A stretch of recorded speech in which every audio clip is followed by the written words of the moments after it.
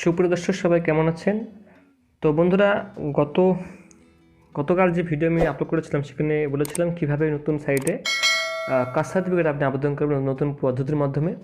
তো সেখানে অনেক কিছু নিয়ম আপনারা প্রশ্ন করেছেন, তো সেটা আজকে আমি ভিডিওতে বলবো, A to Z বলবো আপনাকে আমি কোথায় জমা দিতে হবে, কী কী নিয়ম আছে এবং কী কী ডকুমেন্টস লাগবে, কীভাবে বানাতে হবে, পুরো প্রসেসটা বলবো, কারণ সম্পূর্ণ চেঞ্জ করে দিয়েছে। আর যেহেতু এখনও আপডেট চলছে, পুরোপুরিভাবে পুরোটা এখনও ক্লিয়ারলিভাবে কাজ শুরু হয়ে যায়নি, এখন অনেক বাগস রয়েছে, অনেকের লগ ইন হচ্ছে না, অনেকের সাইন আপ হচ্ছে না, তো এগুলো তো আছেই। তো এগুলো আপনার কোনো দোষ নয়, টেকনিক্যাল দোষ, সাইটের প্রবলেম। তো নতুন যেহেতু, তো সেক্ষেত্রে 1 মাস গেলে মোটামুটি ঠিক হয়ে যাবে। তো যাই হোক, আমি আপনাকে দেখিয়ে দিচ্ছি কীভাবে কী করতে হয় এবং কী কী অপশন আছে এখানে। একটু মন দিয়ে দেখবেন। প্রথমে আমি চলো গুগল ক্রমে, এখানে দেখুন কাস্ট সার্টিফিকেট www.gov.in, এটা হলো পুরনো সাইট। এখান থেকে আপনি যে পুরনো সাইটটা ছিল সেখানে গিয়ে আপনি পুরনো কাস্ট সার্টিফিকেট নাম্বার, অর্থাৎ যারা ম্যানুয়াল কাস্ট সার্টিফিকেট পেয়েছে, ডিজিটাল না, সেই কাস্ট সার্টিফিকেট নাম্বার দিয়ে নতুন ডিজিটাল কাস্ট সার্টিফিকেট নাম্বার আপনি পেতে পারেন এখানে ক্লিক করে। এই যেখানে এটা পুরনো সাইটটা, এখানে এই দেখুন ভিউ সার্টিফিকেট ডিটেলস, এখানে ক্লিক করে আপনি কিন্তু পেতে পারেন। ঠিক আছে, তো এটা পুরনোটা গেল।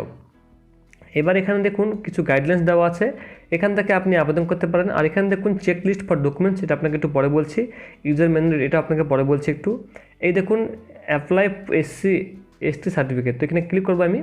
এখানে ক্লিক করেই এই ব্যাপারটা অনেকে বুঝতে পারছে না যে কি এখানে বলছে। অ্যাকচুয়ালি এখানে ফুল নেম দিতে বলছে, অর্থাৎ যে ব্যক্তির নামে কাস্ট সার্টিফিকেটটা আবেদন করতে যাচ্ছেন আপনি, তার ফুল নেম এখানে হবে সার্টিফিকেট অনুসারে। এবার তার একটা মোবাইল নাম্বার হবে, সেই মোবাইল নাম্বারটা একটা ব্যক্তির জন্য একটাই মোবাইল নাম্বার। ঠিক আছে, একটা ব্যক্তি একটা মোবাইল নাম্বার। তো তার ফুল নাম, এখানে মোবাইল নাম্বার দেওয়ার পরে এখানে সেন্ড OTP অপশনে ক্লিক করলেই, ঠিক আছে, সেন্ড OTP অপশনে ক্লিক করলেই তার মোবাইল নাম্বার একটা OTP যাবে, সেই OTPটা কিন্তু আপনাকে দিতে হবে। ঠিক আছে, একটা অপশন ঘরে দিতে হবে। OTP দেওয়ার পরে কন্টিনিউ করতে হবে আপনাকে। তো সেই মোবাইল নাম্বারেই একটা আপনার পাসওয়ার্ড আসবে 4 অঙ্কের, সেই পাসওয়ার্ডটা কিন্তু আপনাকে দিতে হবে। তো কোথায় কীভাবে দেবেন সেটা আপনাকে পরে বলছি। তো আমি এখানে লগইনে ক্লিক করছি। লগইনে ক্লিক করার পরে এখানে ইউজার আইডি বলছে। তো ইউজার আইডিটা কি, যে মোবাইল নাম্বারটা আপনি দিলেন সেই মোবাইল নাম্বারটা আপনি আবার এখানে এই ঘরে বসিয়ে দেবেন, ওটাই আপনার মোবাইল নাম্বার। ঠিক আছে, আর এখানে যে 4 অঙ্কের যে পাসওয়ার্ডটা, সেই পাসওয়ার্ডটা আপনি এখানে দিয়ে দেবেন, তারপরে কন্টিনিউ ক্লিক করে দেবেন।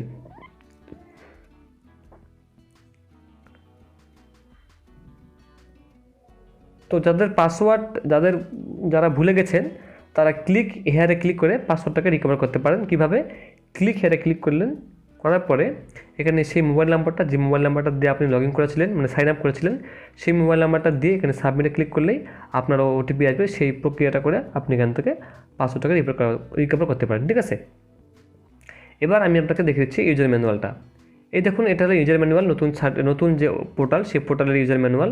এখানে অনেক কিছু দেওয়া আছে। দেখুন এখানে new application for caste certificate, এখানে দেখুন সিলেক্ট ইউর ডিস্ট্রিক্ট, যেটা আপনাকে দেখে দিয়েছি। এরপরে এখানে দেখুন পুরো ডিস্ট্রিক্ট, মহকুমা, মিউনিসিপ্যালিটি, সব কিছু এখানে দেওয়া আছে। এটা আপনি দেখে নেবেন একটু, এটা আপনাকে ভিডিওতে বলেছি। তারপরেও ভিডিও শেষে লিঙ্ক দেওয়া থাকবে, আপনি দেখে নেবেন। ফটো 200 KB বেশি হওয়া চলবে না। ঠিক আছে, ফটোটা আপনি অবশ্যই স্ক্যান করে আপলোড করে রাখবেন। এরপরে ইমেজটাও, সিগনেচারটাও আপনাকে করতে হবে, আপলোড করতে হবে স্ক্যান করে, সেটা 200 KB বেশি হওয়া চলবে না। আচ্ছা, এখানে আপনাকে চুজ ফাইলে ক্লিক করে আপনাকে কিন্তু সেই স্ক্যান করা ডকুমেন্ট আপলোড করতে হবে এবং এখানে আপলোডে ক্লিক করতে হবে। ঠিক আছে, এরপরে সমস্ত স্টেপ এখানে দেখে দিচ্ছে, আপনি একটু দেখে করবেন, একদম ইজি, কোনো ব্যাপার নাই। কিন্তু মেন প্রবলেম হচ্ছে অনেকে বলছে ডকুমেন্টসটা কোথায় জমা দেবো, কী করতে হবে, এগুলো একটু ব্যাপার নিয়ে অনেকে বলছে। তো এটা আপনি একটু দেখে নেবেন, এমন কিছু নেই এখানে। Check list for caste certificate, এখানে দেখুন check list of required documents for issuance of form 1টা হচ্ছে আপনি যে আবেদন করছেন সেটা আপনার ফর্ম 1। ঠিক আছে, এবং এখানে বলছে SC/ST সার্টিফিকেটের জন্য এই যে 1 থেকে 8 পর্যন্ত যে ডকুমেন্টসগুলো দেওয়া আছে এখানে, এটার জন্য আপনাকে প্রথমে বলছে মাধ্যমিক পাশের অ্যাডমিট কার্ড, মার্কশিট অথবা school certificate of applicant, Aadhaar card দিতে বলছে অ্যাপ্লিক্যান্ট অথবা ফাদার। ঠিক আছে, এরপরে বলছে রেশন কার্ড দিতে বলছে, ration card, voter card of applicant. ঠিক আছে, birth certificate of applicant, 3 copies of attested recent passport size photograph of applicant. তো 3 কপি পাসপোর্ট সাইজ ফটো লাগবে অ্যাটেস্টেড করা, ঠিক আছে, যে কোনো গ্যাজেটেড অফিসার দিয়ে আপনি অ্যাটেস্টেড করে নেবেন, এসডিও হোক বা ডেপুটি ম্যাজিস্ট্রেট হোক। এরপরে বলছে ration card, voter card, applicants father মানে তার বাবার, preferably any documents of parents of applicant proving settlement in West Bengal। আচ্ছা, এখানে বলছে যে আপনার সেই ডকুমেন্টস লাগবে যেটা আপনি সেটেলমেন্টের ডকুমেন্ট, মানে পশ্চিমবঙ্গে বসবাস সেই ডকুমেন্ট লাগবে আপনি এখানে, ঠিক আছে। আর এখানে সবার এই ক্ষেত্রে লাগবে না, কিছু কিছু ক্ষেত্রে লোকের ক্ষেত্রে লাগবে, বাট সবার ক্ষেত্রে এই জিনিসটা লাগবে না, ঠিক আছে। আর এখানে বলছে caste certificate of any relative having, আচ্ছা যাদের রক্ত সম্পর্কিত, যারা মানে ভাইয়ের করলে বোনের সেরকম সম্পর্কিত রক্তের সম্পর্ক, ব্লাড রিলেশন সম্পর্কিত, সেটা আপনি এখান থেকে করে নেবেন, ঠিক আছে। এরপরে দেখুন এখানে checklist of required documents of issuance of form 1, এটা ওবিসির জন্য।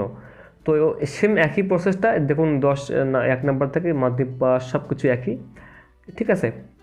তো এটাও কিন্তু সেই দেখুন একই বলেছে এখানে রুলস অনুযায়ী, দেখুন এখানে বা requirement of relevant act orders. তো এটা সবার ক্ষেত্রে লাগবে না, এটা অনেকের ক্ষেত্রে লাগবে, অনেকের ক্ষেত্রে লাগবে না, 95% ক্ষেত্রে লাগে না এটা, ঠিক আছে। কাস্ট এখানে দেখুন আবার এই 7 নাম্বার দেখুন 1993 এটাকে ঘোষণা করে দিয়েছে, তো এটা একটা ব্যাপার, ঠিক আছে। কাস্ট সার্টিফিকেট ওবিসি ক্ষেত্রে এটা বলছি।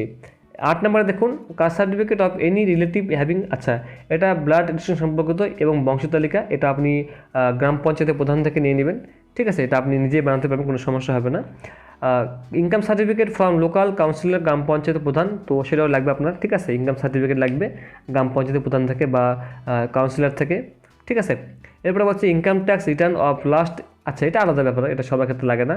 এবং হচ্ছে certificate of employer about service, তো group A, group B, group C, তো এগুলো মানে অ্যাডিশনাল, ঠিক আছে। তো বেশিরভাগ ক্ষেত্রেই মোটামুটি এখানে 1 থেকে 8টা 9টা আপনার ডকুমেন্টস ঠিক থাকলেই হবে।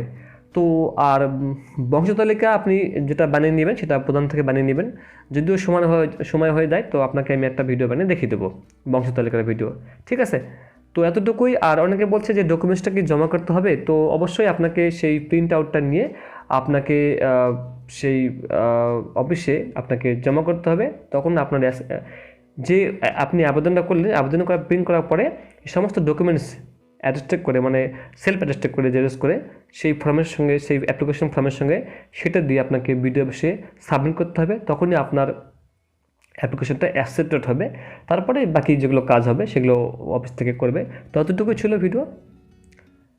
লাইক করবেন, সাবস্ক্রাইব করবেন, যদি কোনো প্রশ্ন থাকে নিচে অবশ্যই কমেন্ট করবেন। ধন্যবাদ।